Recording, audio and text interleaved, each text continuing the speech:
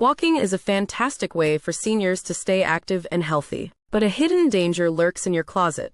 At night, dark clothing makes you visible at only 55 feet to a driver. Compare that to reflective gear, seen from 500 feet away.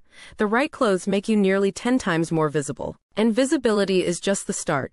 The wrong fabric can affect your body temperature and even your desire to walk. We'll build your perfect walking wardrobe, covering fabric science, smart layering, and designs for safety and comfort. So, why does clothing choice matter more as we age?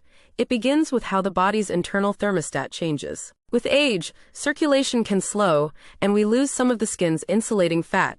The body's heat-generating metabolism also slows down. These natural changes make regulating body temperature much harder, increasing vulnerability to both hypothermia and heat stroke. In cold weather, your body warms vital organs first, reducing blood flow to hands and feet.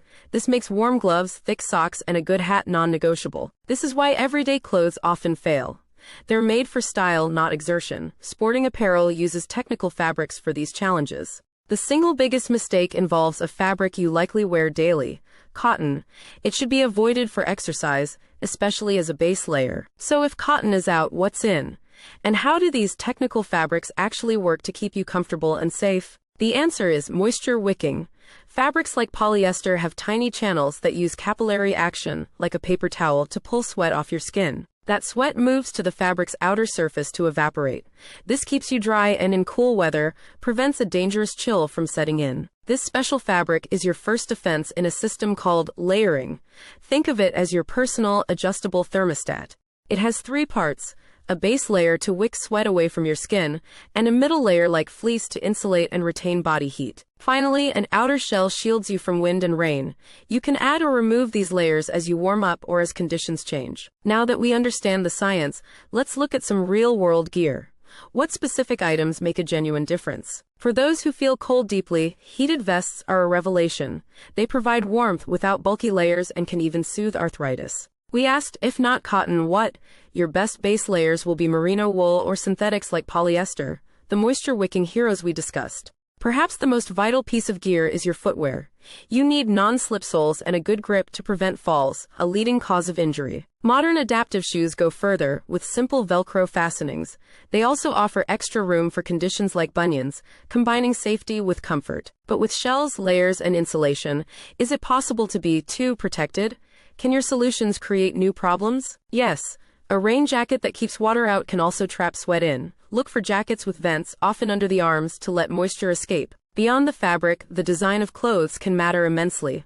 What happens if the simple act of dressing is a challenge? This is where adaptive clothing helps. Magnetic closures instead of tiny buttons or elastic waistbands can be liberating for anyone with limited dexterity. And these designs don't just help the person wearing them. They make it much easier for caregivers to assist, reducing physical strain for everyone. Now, let's connect the dots.